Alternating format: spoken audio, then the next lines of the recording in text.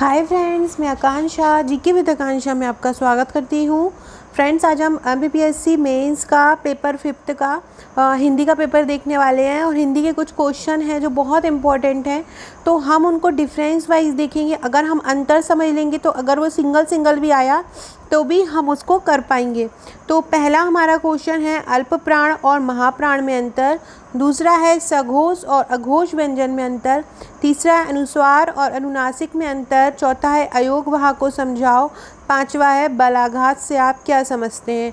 ये हमारे हिंदी के व्यंजन से संबंधित प्रश्न हैं और जो हमारा हिंदी का पेपर है उसमें 3 मार्क में ये पूछे जा सकते हैं।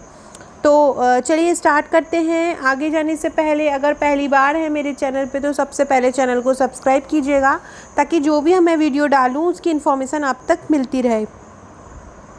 पहला क्वेश्चन है हमारा बलाघात से क्या समझते हैं। फ्रेंड्स, ये मेरे हिंदी के नोट्स हैं, आप ये देख सकते हैं। ये हिंदी का नोट्स है और अगर आप मेंस के लिए तैयारी कर रहे हैं पेपर 5 के लिए तो आप ये ले सकते हैं।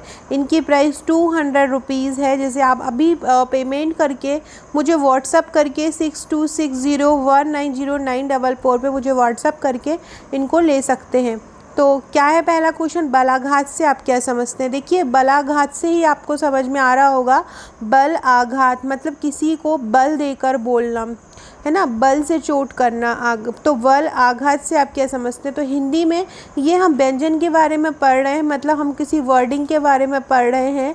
तो बोलते समय किसी अक्षर या शब्द पर बल देने को, यदि हम कोई बात बोल रहे हैं और बात बोलते समय यदि हम कोई बात बल लगाकर बोल रहे हैं और बहुत ज़्यादा हमको मेहनत करना पड़ रही है तो वो जो शब्द होता है वो बलाघात कहलाता है। तो बोलते समय किसी अक्षर या शब्द पर बल देने को बलाघात कहते हैं। बलाघात 2 प्रकार के होते हैं। बलाघात याद रखिएगा, क्या, बोलते समय किसी अक्षर या शब्द पर बल दिया जाता है तो उसको बलाघात कहते हैं।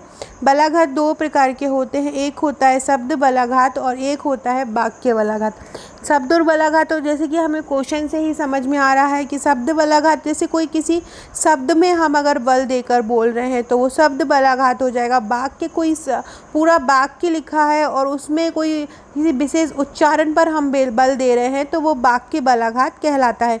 जैसे कि शब्द बलाघात में हम कोई वर्ड शब्द ले लें, जैसे हमने ले लिया अनीता, तो अनीता में वजन कहाँ पे लग रहा है, भार कहाँ पे लग रहा है, कहाँ पे हमको मेहनत करना पड़ी, अनीता मतलब नी में मेहनत करना पड़ रही है। तो यहाँ पे नी, यहाँ पे शब्द बलाघात है। वाक्य बलाघात का हम अगर एग्जाम्पल देखें तो मैंने खाना खाया, तो यहाँ पे मैंने वाक्य बलाघात आ रहा है। इसमें इसका मतलब जैसे कि मैंने खाना खाया है, किसी और ने नहीं खाया है, मैंने खाया है, तो हम इस बात को बल लगाकर बोल रहे हैं कि मैंने खाना खाया है।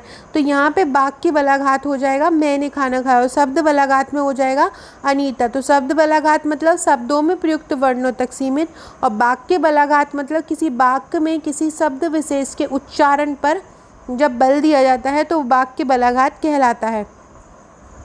नेक्स्ट क्वेश्चन है अयोगवाह को समझाओ। अयोगवाह क्या होते हैं। देखिए, अयोग से समझ में आ रहा होगा आपको, वर्डिंग से।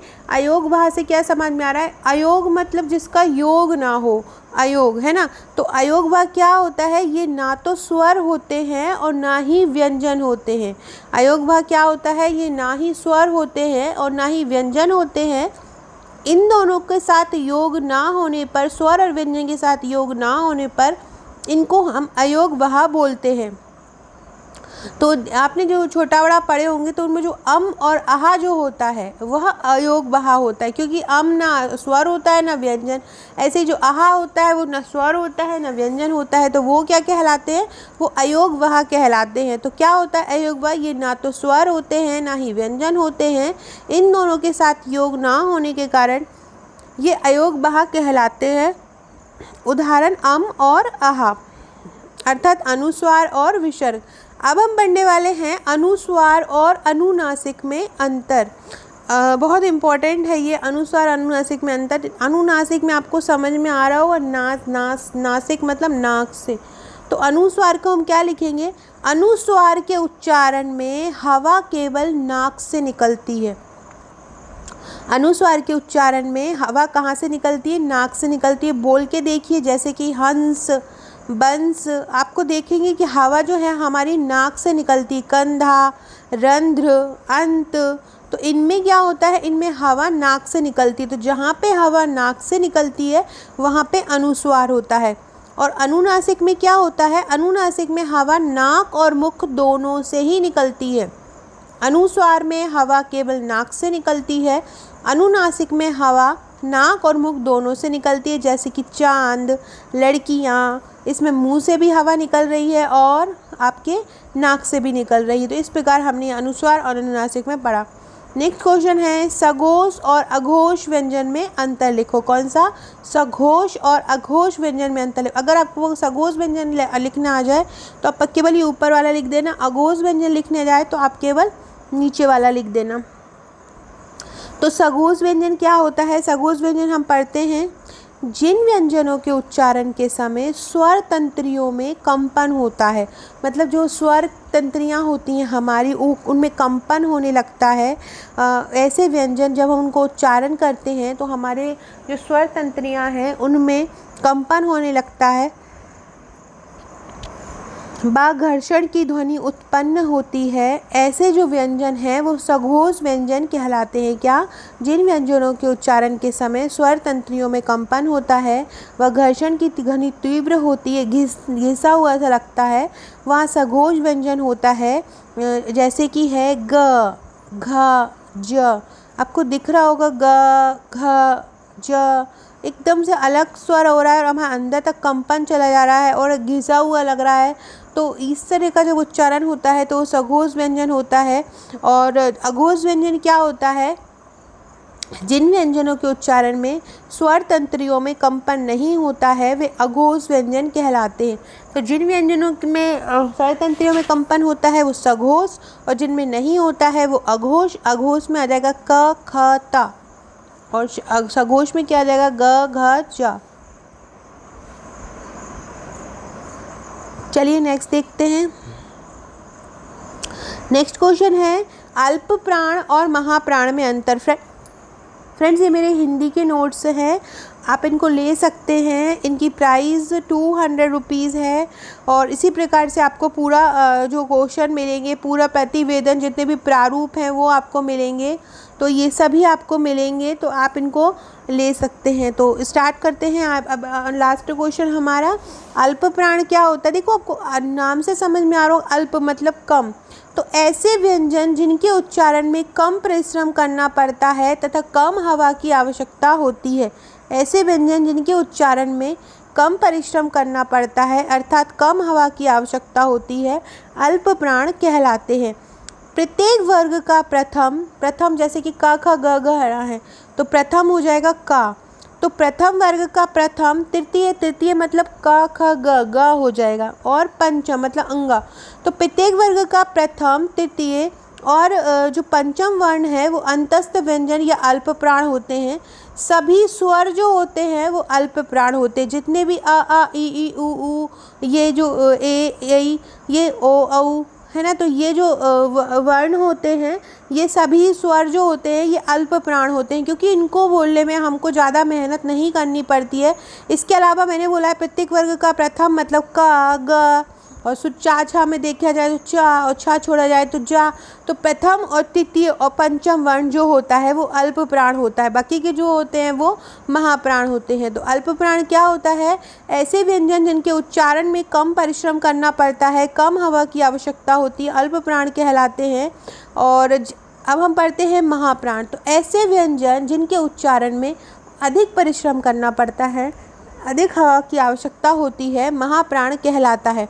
इनके उच्चारण में हंकार जैसी ध्वनि विशेष रूप से निकलती है, क्योंकि हमारे से हवा बहुत ज़्यादा लग रही है और हमको बहुत ज़्यादा मेहनत करना पड़ रहा है, तो इनके उच्चारण में हंकार जैसी ध्वनि विशेष रूप से निकलती है। प्रत्येक वर्ग का द्वितीय, चतुर्थ वर्ण तथा सभी ऊष्म व्यंजन महाप्राण होते हैं। जितने भी वर्ग हैं उसका जो दूसरा और चौथा वर्ण रहता है वो सभी महाप्राण होते हैं। जैसे कि ख, घ, छ, झ, ये सभी जो हैं वो महाप्राण हैं, क्योंकि द्वितीय हमने क्या पढ़ा, प्रथम और तृतीय जो है ना वो अल्प प्राण है, और द्वितीय और जो चतुर्थ वर्ण है ना वो आपके महाप्राण हैं।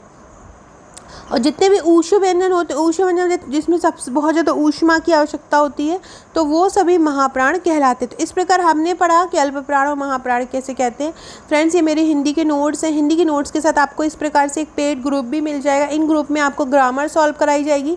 ये 2020 तक के मेंस के लिए रहेगा आपका, और तब तक के लिए आप ग्रुप में ऐड रहेंगे। वहाँ पे आपको नए अच्छे अच्छे क्वेश्चन का कलेक्शन दिया जाता है, और जिससे आपकी प्रिपरेशन बेस्ट होती है। और ये पूरा पैकेज है, अगर आप सॉफ्ट कॉपी लेते हैं तो आपको 5200 का पूरा फर्स्ट से 6 पेपर तक का मिलेगा। साथ में आपको 21 पेड ग्रुप मिलेंगे जिसमें आप जुड़ सकते हैं। और ये आपका हार्ड कॉपी का पैकेज है 8500 में। इसमें आप कहीं भी भारत में रहते हो वहाँ पे ये आपका नोट्स पहुँच जाएगा बाय स्पीड पोस्ट। तो आप ये ले सकते हैं। मेरे नोट्स गए हुए हैं, जामनगर गया हुआ है, बीकानेर गया हुआ है, तमिलनाडु गया हुआ है, दिल्ली गया हुआ है, और ये पहुंच गए हैं 6 से 7 दिन में। तो आप भी इनको मंगा सकते हैं। और इसका जो अनबॉक्सिंग है, जो मेरे नोट्स किस प्रकार की फ़ाइल आपको मिलेगा, मैं कल या परसों में जल्दी आपके लिए लेके आती हूँ। और तब तक के लिए आप अगर चाहें तो ये पैकेज ले सकते हैं। और ये भूगोल का इस प्रकार की फ़ाइल आपको मिलेगी, जैसे कि ये भूगोल की मैंने बताई हूँ। और फ्रेंड्स, ये जल्दी ही आपके लिए शुरू होने वाला है यूट्यूब पे। ये कोर्स जो है, इसमें आपको वस्तुनिष्ठ प्रश्न संग्रह रहेगा, 20,000 प्लस प्रश्नों का समावेश रहेगा। इसमें ल्यूसेंट के प्लस घटना चक्र पुनरावलोकन के समावेश रहेंगे, जो कि हमारे प्रीलिम्स में बोला जाता है कि बस आप ल्यूसेंट पढ़ लीजिए और घटना चक्र पुनरावलोकन पढ़ लीजिए, आपका हो जाएगा। तो इसलिए मैं इन दोनों को समावेश लेके आई हूँ। ये कोर्स आपको बहुत पसंद आएगा, तो इसको देखिएगा आप, और अपने जितना भी फ्रेंड सर्कल में उसमें शेयर कीजिएगा। जो लोग भी प्री की तैयारी कर रहे हैं उनके लिए हेल्पफुल रहेगा। और अगर आप नोट्स लेना चाहते हैं तो ये ऊपर दिए नंबर पे मुझे व्हाट्सअप कर सकते हैं। जितना भी पिक्चर है मेरा, उसमें सभी में मैंने अपना नंबर लिखी हूँ 6260190944। इस पर आप मुझे व्हाट्सअप करके नोट्स ले सकते हैं। व्हाट्सअप नहीं होता है आपसे, अगर नहीं चलाते तो आप मुझे फ़ोन कर सकते हैं। Okay friends, thank you.